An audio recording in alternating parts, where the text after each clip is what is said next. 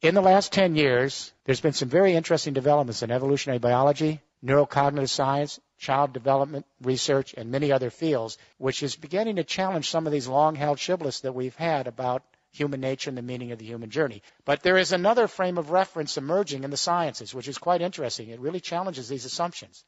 And with that, the institutions that we have created based on those assumptions, our educational institutions, our business practices, our governing institutions, etc. Let me take you back to the early 1990s, sleepy little laboratory in Parma, Italy, and scientists had a MRI brain scanning machine on a macaque monkey as the macaque monkey was trying to open up a nut. They wanted to see how the neurons would light up. So the monkey's trying to open up the nut, the neurons light up, and just by serendipity, and this is how science sometimes happens, a human being walked into the laboratory. I don't know if it was by mistake, and he was hungry. He saw the nuts and opened up one of the nuts and tried to crack it open. The macaque monkey was totally shocked because who was this invader in his laboratory? And he didn't move. He just gazed at this human trying to open up the nut, just like he had done a few seconds earlier. And then the scientist looked on the MRI brain scanner. The same exact neurons were lighting up when he observed the human being opening the nut as when the monkey opened the nut. And the scientists had not a clue as to what this was. They thought the MRI machine had broken. They then began to put MRI brain scanning machines on other primates, especially chimpanzees with our big neocortex. Then they went to humans. And what they found over and over again is something called mirror neurons. And that is that we are apparently soft-wired, some of the primates, all humans. We suspect elephants. We're not sure about dolphins and dogs. We've just begun. But all humans are soft-wired with mirror neurons so that if I'm observing you, your anger, your frustration, your sense of rejection, your joy, whatever it is, and I can feel what you're doing, the same neurons will light up in me as if I'm having that experience myself. Now, this isn't all that unusual. We know if a spider goes up someone's arm and I'm observing it going up your arm, I'm going to get a creepy feeling. We take this for granted, but we are actually soft-wired to actually experience another's plight as if we are experiencing ourselves. But mirror neurons are just the beginning of a whole range of research going on in neuropsychology and brain research and in child development that suggests that we are actually soft-wired not for aggression and violence and self-interest and utilitarianism, that we are actually soft-wired for sociability, attachment, as John Bowlby might have said, affection, companionship, and that the first drive is the drive to actually belong. It's an empathic drive. What is empathy? It's very complicated. When little babies enter nursery and one baby cries, the other babies will cry in response. They just don't know why. That's empathic distress. It's built into their biology. Around 2.5 years of age, a child actually can begin to recognize himself in a mirror. That's when you begin to mature empathy as a cultural phenomenon. And that is once a toddler can identify themselves, then they know that if they're observing someone else have a feeling, they know that if they feel something, it's because they're feeling it because someone else has it. They're two separate beings. Selfhood goes together with empathic development. Increasing selfhood, increasing empathic development. Around 8 years of age, a child learns about birth and death. They learn where they came from, that they have a one and only life, that life is fragile and vulnerable, and one day they're going to die. That's the beginning of an existential trip.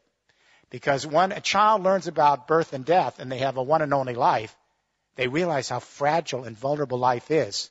It's very tough being alive on this planet, whether you're a human being or a fox navigating the forest.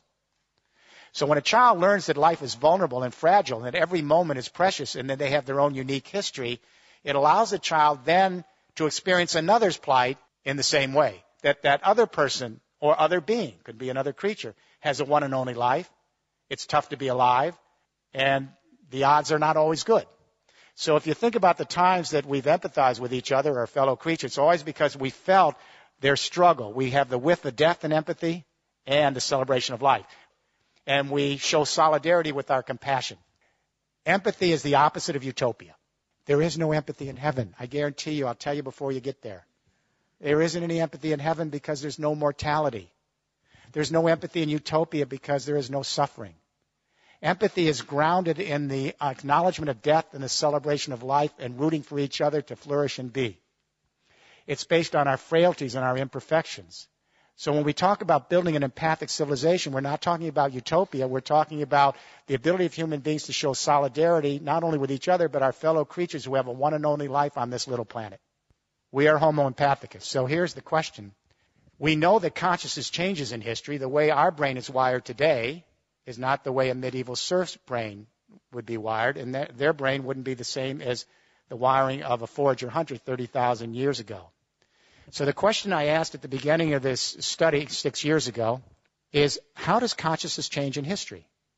Because I wanted to imagine the following proposition. Is it possible that we human beings who are soft-wired for empathic distress, is it possible we could actually extend our empathy to the entire human race as an extended family, and to our fellow creatures as part of our evolutionary family, and to the biosphere as our common community? If it's possible to imagine that, then we may be able to save our species and save our planet. And when I say to you tonight, if it's impossible to even imagine that, I don't see how we're going to make it. Empathy is the invisible hand.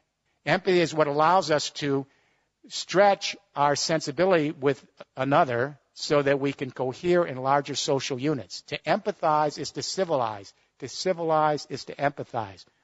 With forage or hunter societies, communication only extended to the local tribe and shouting distance. Everyone over in the next mountain was the alien other.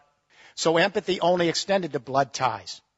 When we went to the great hydraulic agricultural civilization, script allowed us to extend the central nervous system and to annihilate more time and space and bring more people together. And the differentiation of skills and the increasing selfhood not only led to theological consciousness, but empathy now extended to a new fiction. And that is, instead of just associating with one's blood ties, we detribalized and began association based on religious ties. So a new fiction, Jews start to see all other Jews as extended family and empathize with Jews. Christians start to see all other Christians as extended family and empathize with Christians. Muslims, the same. When we get to the 19th century, the Industrial Revolution, and we extend markets now to larger areas and create a fiction called the nation state. And all of a sudden, the Brits start to see others in Britain as extended family. The Germans start to see Germans as extended family. The Americans as Americans. There was no such thing as Germany. There was no such thing as France. These are fictions. But they allow us to extend our family so that we can have loyalties and identities based on the new complex energy communication revolutions we have that annihilate time and space. But if we have gone from empathy in blood ties to empathy in religious associational ties, to empathy based on national identification, is it really a big stretch to imagine the new technologies allowing us to connect our empathy to the human race writ large in a single biosphere? On what reason would we stop here at the nation-state identity and only have ideological empathy or theological-based empathy or tribal-based blood tie empathy? We have the technology that allows us to extend the central nervous system and to think viscerally as a family, not just intellectually. When that earthquake hit Haiti, and then Chile, but especially Haiti, within an hour the Twitters came out, and within 2 hours some cell phone videos, YouTube, and within 3 hours the entire human race was in an empathic embrace coming to the aid of Haiti. If we were, as the Enlightenment philosophers suggested, in materialistic, self-interested, utilitarian, pleasure-seeking, it couldn't account for the response to Haiti. Apparently, 175,000 years ago in the Rift Valley of Africa, there were about 10,000 anatomically modern human beings walking the grasslands, our ancestors. The geneticists located one database woman. It's a database line. Apparently, her genes passed to everyone in this room tonight. The other ladies didn't make it. Gets even more strange. They located a single male. This is a database line for genetics. They call him the Y chromosome Adam. Apparently, a fairly potent guy. His genes passed to everyone in this room. So here's the news. 6.8 billion people at various stages of consciousness, theological, ideological, psychological, dramaturgical. We're all fighting with each other with different ideas about the world, and guess what? We all came from two people. The Bible got this one right. We could have come from many, but the point is we have to begin thinking as an extended family. We have to broaden our sense of identity. We don't lose the old identities of nationhood and our religious identities, and even our blood ties. But we extend our identity so we can think of the human race as our fellow sojourners and our other creatures here as part of our evolutionary family, and the biosphere as our community. We have to rethink the human narrative.